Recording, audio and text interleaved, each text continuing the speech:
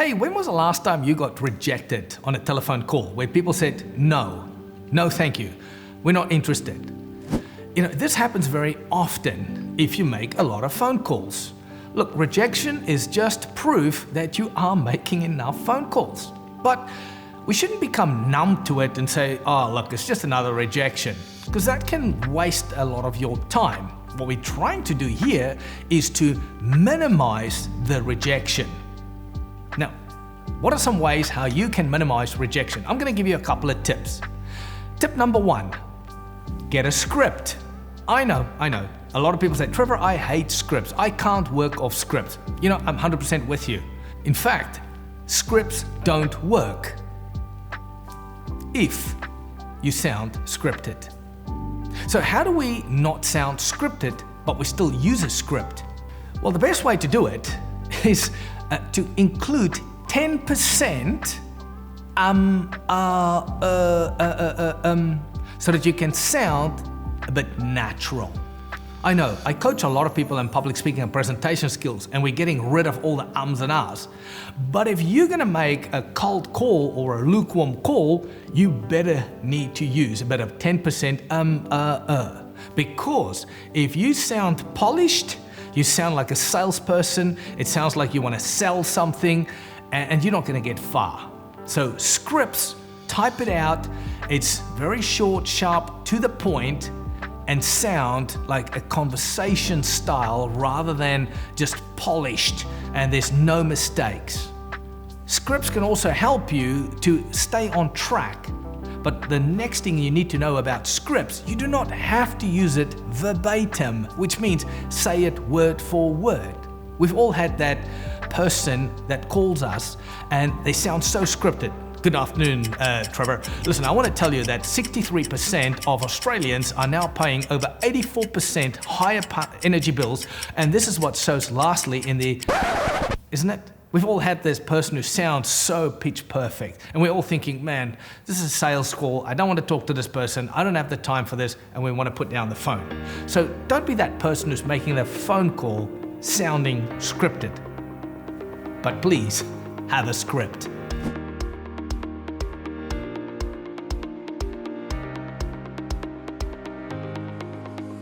So tip number 2, if you have a script, make sure within the first paragraph, probably the first 10 to 12 seconds, you need to have these 3 key things that you need in a script. Number 1, who are you? Your name, or maybe where you're calling from. Number 2, you'll need to tell them the reason for your call. Very clearly, but there's a catch. Do not say, I'm calling you in regards to, and then tell them about your product or your service. That's the fastest way they're going to get you off the call, for argument's sake. Hey, I'm calling you to talk to you about sales training. The first thing they will say is, oh, Trevor, thank you so much. Look, our training budget is short. We haven't released any budget yet. Or, hey, we've recently done sales training. Or, hey, our staff is busy. Nobody wants our products or our services. Whatever you are selling, whatever you're selling, people don't want it. They want the benefit of what you're selling. For example, if you say, I'm calling you in regards to help your team to overcome objections and to close more sales more frequently. Ooh, that's a better benefit rather than say, I'm calling you to talk to you about sales training, right? So that's number 2. And the third one that people want to know, as soon as you start telling them what you want to talk to them about, is how long is this going to take? So let me give you an example of how that first paragraph would sound like. And notice that I'm going to use a bit of the ums and ahs to make it sound natural. It'll sound like this. Hello, John. This is Trevor Ambrose. I'm calling you from the Gold Coast. John would probably say, yes. Hello, how can I help you? Look, I would like to talk to you about closing more sales more frequently with your current salespeople and overcoming objections. Look, I want to ask you 3 quick questions. Look, it's going to take about 5 minutes. Do you see what I said there? 3 things, my name, and then I would tell the reason for my call and how long it's going to take.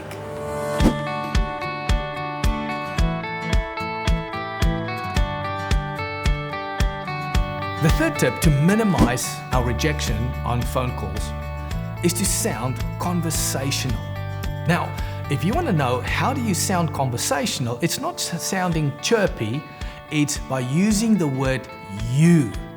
You see, a big mistake people make in telephone sales is they say the word I, my company, we offer, we supply. Hey, can I tell you a little bit what we are doing? If you want to be conversational, you need to use the word you. Have you noticed that in your industry, and a lot of people are asking or telling us about this, and you've probably seen and you've probably heard, when you make it outward focus, people are actually leaning in. The more you say, hey, what I want to talk to you about, and I've noticed and I see in our products and our services, and we have done all this research, people are pulling away. So if you want to reduce your rejection rate a bit, is to use the words by pulling people in and say the word you quite often in your script.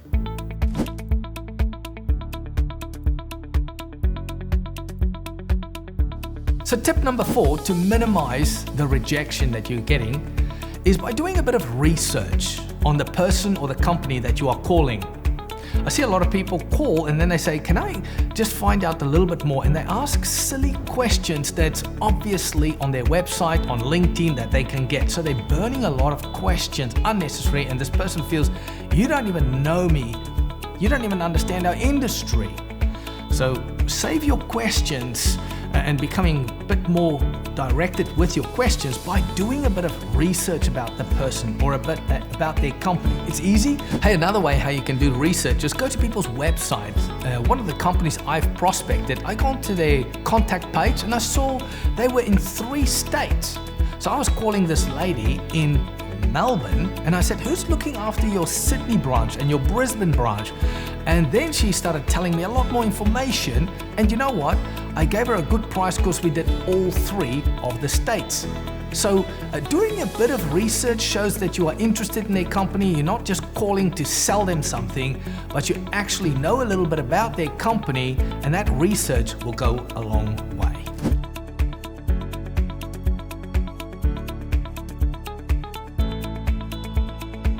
Tip number 5.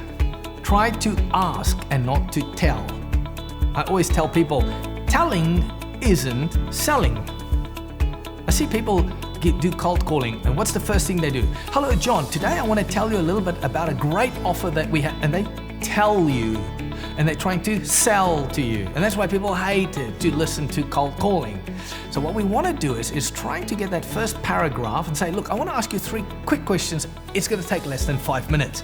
And then lean in to 3 good, thought through questions. Try not to start your questions with is, are, can, do.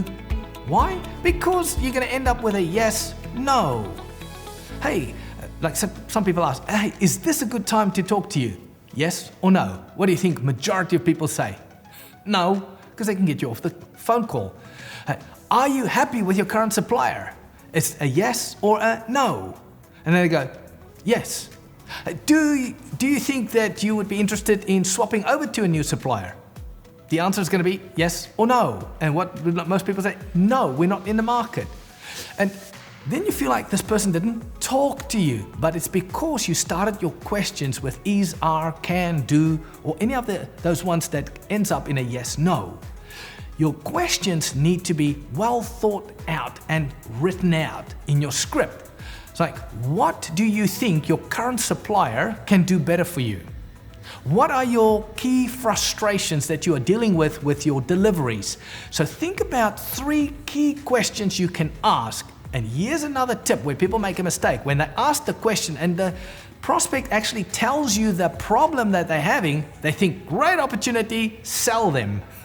Hang on. We don't want to just sell people. When they tell you what is their biggest frustration, for argument's sake, if I would say to a sales director, hey, what is the biggest obstacle your salespeople are facing? And they say, Trevor, price objections. Our company is a very high quality product that we are selling, so our prices are higher, and when we call people, they say our prices are too high. If I lean in and say, well, John, I've got the 15 platinum principles how to get over price objections, I'm now taking this cold call conversation into a sale.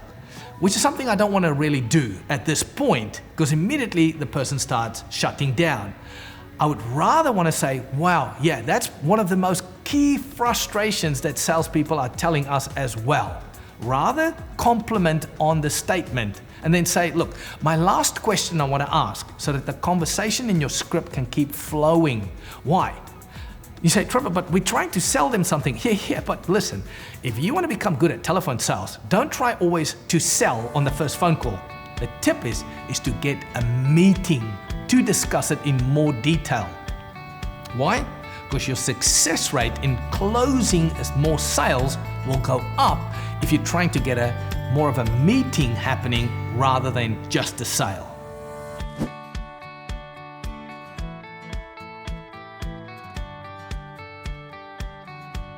Tip number 6.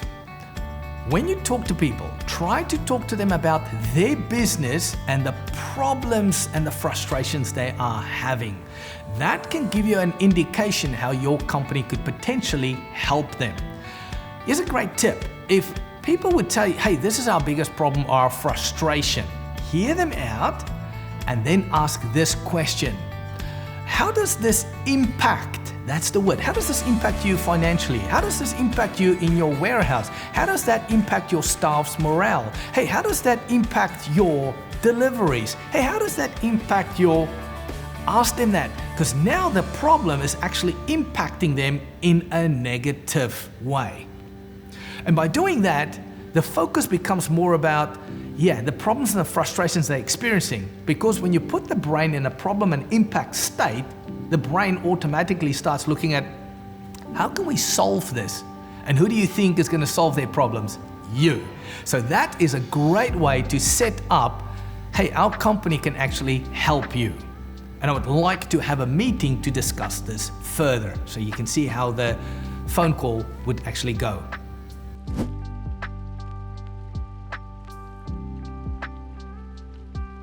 Tip number 7, the last one. When you call people, please don't be an amateur and ask this in the first 5 seconds. Hello, John, is this a good time? Is a yes or no. I can tell you, if people don't want to talk to you, 95% of the time people would say, oh, sorry, this is not a good time. Sorry, I'm about to go into a meeting.